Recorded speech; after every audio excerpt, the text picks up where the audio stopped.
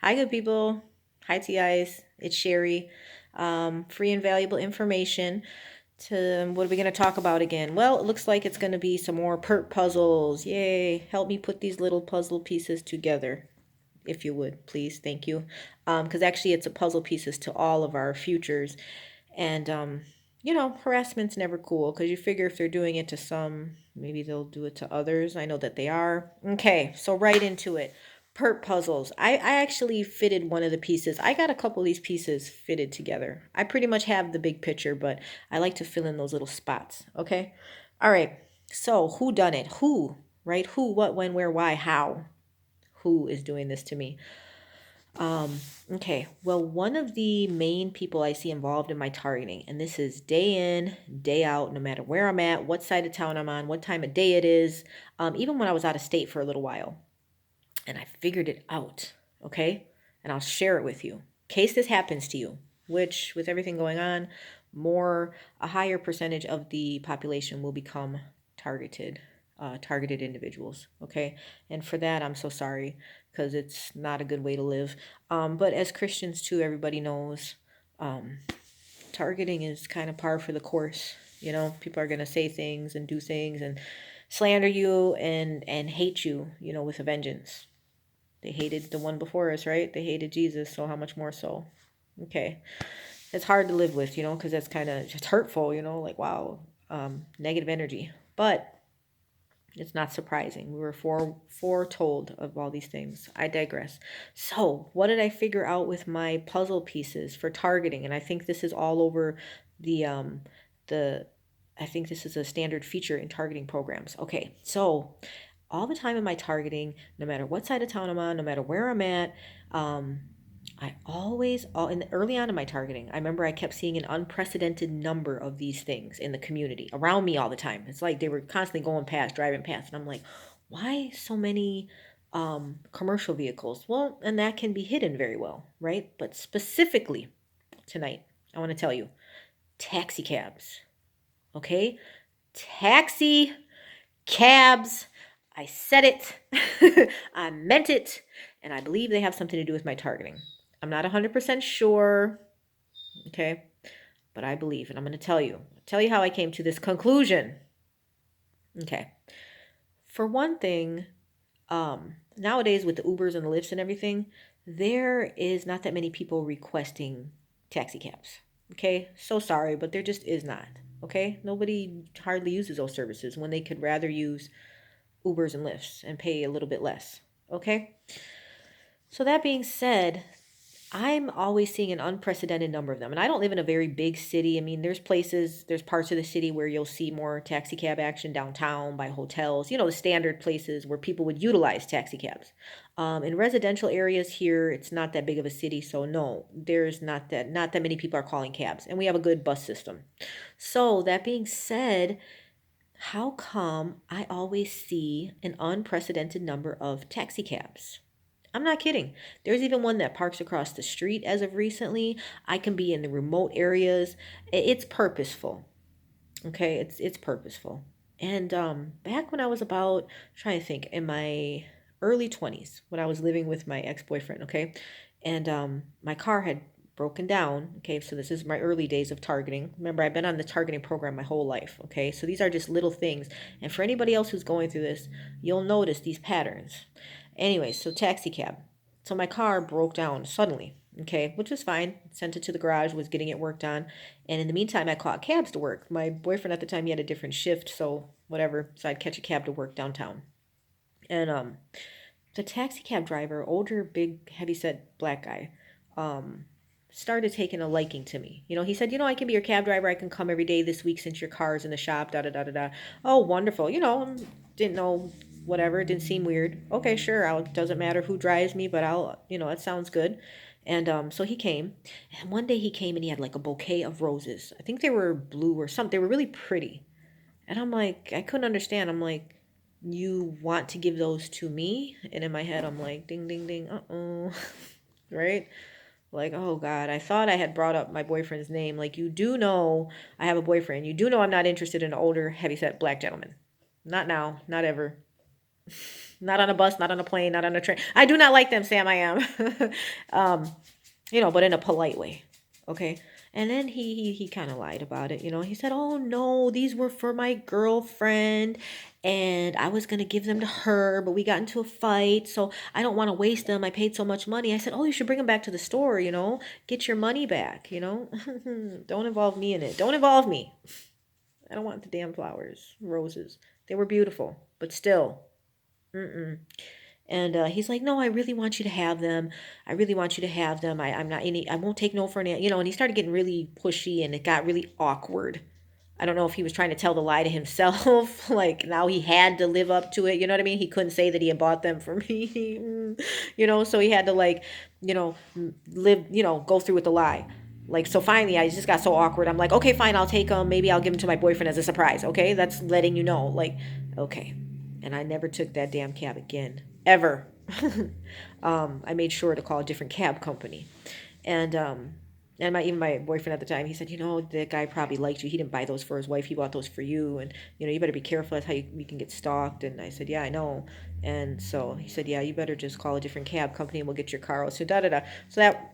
But I always remember that. Because very stalkerish. Like, it seemed like the kind of situation where you could end up in somebody's trunk. You know what I'm saying? Like, cut up in little bitty pieces, never to be seen again. That kind of stuff. And to somebody you don't even know. Not saying, but just that was an odd situation. Very odd cab driver. Also, too, cab driver history. My uncle, by marriage, used to drive a cab. He drove for, I think it was the Italians.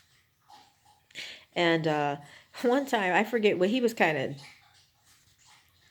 sketchy, okay, off the book stuff, I think. But one time, he ended up getting robbed. And they, some black dudes, robbed him and tied him up and put him in the trunk of his own cab. So, very, very sketchy stuff. He did, I think he was into some sketchy stuff. So, in fact, I know, but besides the point, that's the only things about cabs that I know, and I don't take them often because usually I've had my own car, and then, recently I've taken the bus and caught Ubers or Lyfts, so I don't have dealings with cab companies too much. But every day, I should start charting it. Every day I see cabs, okay? And this city is not full of cabs. Like before my heavy targeting, I could go months without seeing one cab, and I didn't take them, so it didn't matter to me. But now, every day, and going past my house often, always, at least about 5 times a day, okay? And what is the connection? Do, right? The wheels turn, the wheels turn, the wheels turn. I'm always turning those wheels. Then I read a book. I love biographies and autobiographies, okay? So I read one. I'm not going to tell you the name of the person. It doesn't matter, but they're in a leadership position. Well, they all are, people who write books. Good book. In the book, this person mentioned that a lot of times, oftentimes, and it's not a secret now that I think about it, but anyways, the fellow mentioned that a lot of times cab companies are, they're part of the Teamsters union. And I thought, okay. And the same thing with truckers, planes. And I thought, oh my goodness, why would Teamsters be, and, Jimmy Hoffa, and, organized crime stuff. So there's a tie there. So ding, ding. And then secondly, why would organized crime have ties with transportation companies? Well, duh. You can move stuff in vehicles, whether they're commercial cabs or big trucks, whatever they are. You can haul the shipment of whatever it is, the legit shipment, and you can also probably move a little weight or whatever, move things. It's a wonderful, say if you're moving houses, you always have that family member who has a truck. They're very valuable. You always call them, oh, who has a truck that we know? Uncle this, or, she's got a truck. Okay. So I put it together. Transportation companies, particularly the cab company, Teamsters Union, maybe ties with organized crime, paid to be perps in my targeting. Wonderful. That explains it. So that's why I see cabs at odd times at all places surrounding me in the community that I had never seen before. So that's what's going on. And I remember, too, just to tie this all in, at my very first nursing home job, I remember I remember one of my coworkers asking me or telling me, she's an older black chick, and she had a boyfriend, whatever, that drove a cab in the apartment next door to me. So I think his name was Tom or something. But yeah, very, she said, "Do you know Tom?" I said, "No, not really. I don't take cabs." Okay. That end of that. And then she just kind of kept looking at me. "Do you know Tom at all?" "No, I don't know Tom." This is what I had to tell the lady. "I don't know Tom. Don't, I was thinking to myself, I don't want to know Tom. I don't need to know Tom. She was nice, but kind of sketchy. I think she was into some hardcore drugs, in her off duty time. Um, I'm not going to get into it. I don't want to. You guys, you don't know who I'm talking about. Doesn't matter. But we kind of always had to watch her around the meds and stuff, the narcotics and other things. But yeah, cabs. So, and I'll tell you something here in our city is that cabs were actually, the cab company was almost cited and their license taken away from them because there's something they were monopolizing all the business or a lot of the business. Something legal happened. Okay. And I think that there's the cab company, like they're owned by Italians, and they think it's like a family situation, you know. So they have a lot of pots in the fire going on. Okay, I think some of the brothers maybe are into like politics, and then another brother's into legal, and then another brother's into running a. I don't know the whole background, but I know that they have connections, and I'm not stupid. So, and I know how this targeting program works. That organized crime is sometimes contracted out. So, then again, help me guys solve this puzzle. Do you think my targeting came from the organized crime, who then alerted the authorities, government, or do you think government is contracting organized crime and having them get in on it? It just seems like I seen more cabs being part of my targeting before a lot of other stuff. Who knows? But yeah, so taxi cabs, keep an eye out because that's what's going on over here. And I can't tell you how many times they've gone past today.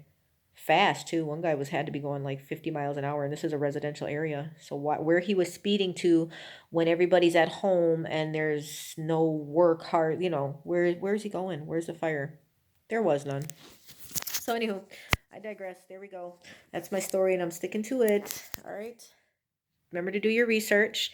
Research Teamsters Union and all that. Research the connection between organized crime and transportation companies. Do that. That'd be interesting. And remember, don't try to do it. Just understand how things work is what I'm saying. Because then you find out, I've talked about the power pyramid. You want to know how these corporations and entities play a part in the world, and then you can figure out when you're targeting kind of where it's coming from. Otherwise it can seem like there's no answers. Like, why would a cab company, And I finally put that together thanks to that book. That book also mentioned, too, I want to say this last thing, that the Catholic Church, for some reason, but I believe it, can be a big perpetrator of harassment if you get in their crosshairs, which makes sense. I guess any church. But bad enemies to make, the book said. I'm not Catholic, never grew up Catholic. So hopefully I don't have that involved in my targeting, but if somebody else does, I knew a person and his family were really close with the Catholic Church, and they would have I think they call him, is it the priest, right? Father priest, yeah, would come over their house and have dinners and stuff, and he met with like a lot of, I don't know, I'm not going to get into it, but they had connections here in the city that I live in too. Nice people, I like to think. Um, but you never know. Lots of connections, and there was rumor that the guy had something to do with my targeting. So that's that. All right, guys, do your research, maybe on organized crime, Teamsters unions, all that, and remember that God loves us. Okay, all of us, and not based on our positions, and not based on, what's, you know, um, loves us for just because he made us and he loves us. So that's why I always say that. I know it can sound kind of corny, like God loves us, but he really does. Each and every one of us, he made us for a purpose, and he made us with care, and he cares about us. So I just want to remind you guys of that. That's why I leave off with that every time. All right. So remember that God loves us. Thank you guys. Have a good Saturday. Bye.